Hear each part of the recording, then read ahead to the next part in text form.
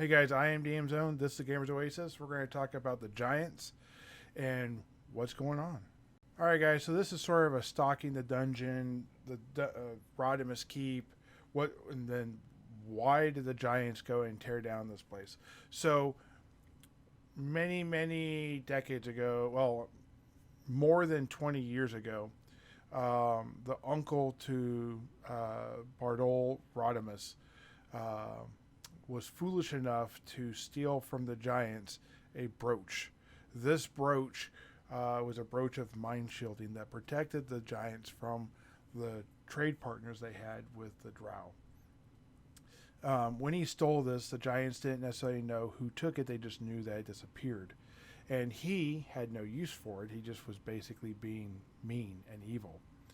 Because he himself is mean and evil in his heart.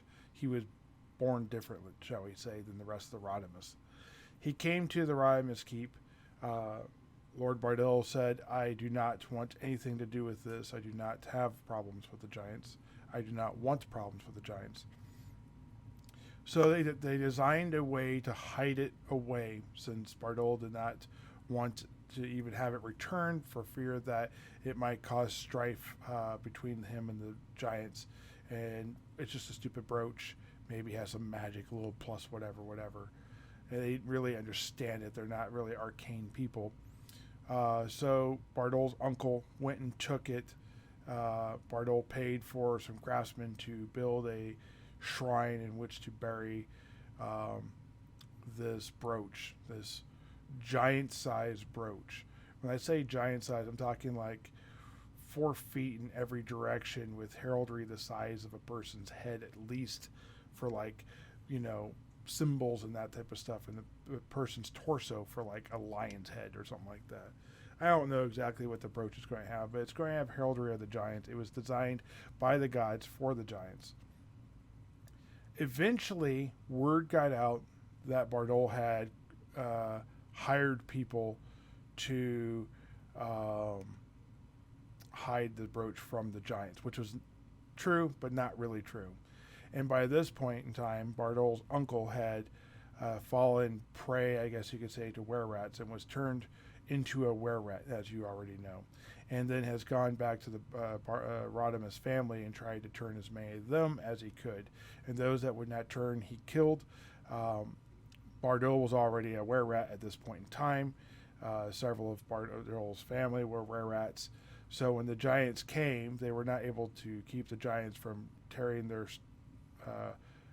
castle from brick and mortar, but they were able to put up a fight and then go hide essentially while the Giants did what they did.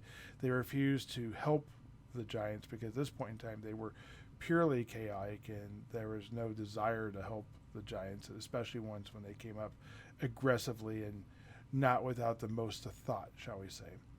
So there are the Temple of Light below this has 4 different missions, which I talk about in the pools of Rodemus Keep, the elemental pools of Rodemus Keep.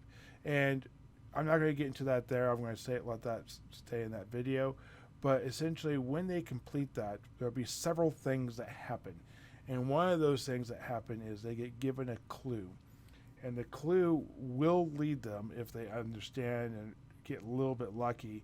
And the players are going to have this at their disposal to look at a map. And on this map, it will have the clues on there. But they're not going to be written in plain English. Let me go ahead and read it one real quick. Let me pull this up. Excuse while I click over this. All right, so clue number 1 is under an old tree is a silver bed. Follow the source of life to the heart.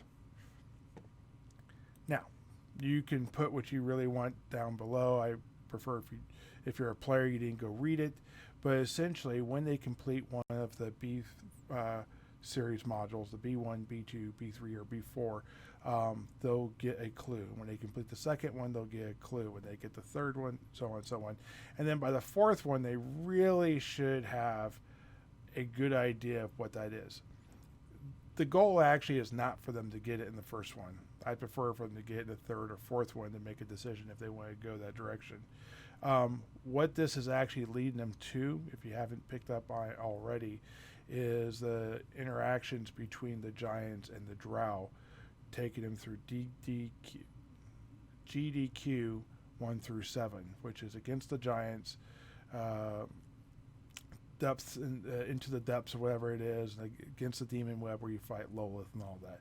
And that's going to be an AD&D first edition run. So if they go down that path, when they step onto that path, about 8th, 9th level, 10th level or so, I'm going to switch them to AD&D first edition, and we'll run it in the edition in which it was designed to be run. They may end up running brand new characters, they may end up doing whatever, but essentially they will all be friends of now the Reinhold Keep at that point in time, I'm assuming, formerly the Rodemus Keep, and they will have friends in the village of Abcis and that type of stuff, and probably Thorshold and all these type, and maybe even Haven if they freed Haven, and who knows about the Keep in the Borderlands. They'll have allies everywhere, and they're going to basically pull from that and go do against the giants. So the grand scheme of all of this is to run against the giants sometime way in the future, maybe with even different players, but this is going to be the continued storyline of this campaign. Really looking forward to it. I can't wait for them to get to it. And I hope you guys are here with me when they actually go through it, because for those who watch this video, that will mean so much more when you watch those videos. Anyways, guys, if you got value, just go ahead and hit the like button. If you want to follow along, hit the subscribe button. If you want to use this for your own game, go ahead and let me know down below how it works out for you. And I hope you guys have a great day, and thank you for watching these videos. Keep rolling those dice. Talk to you later. Bye.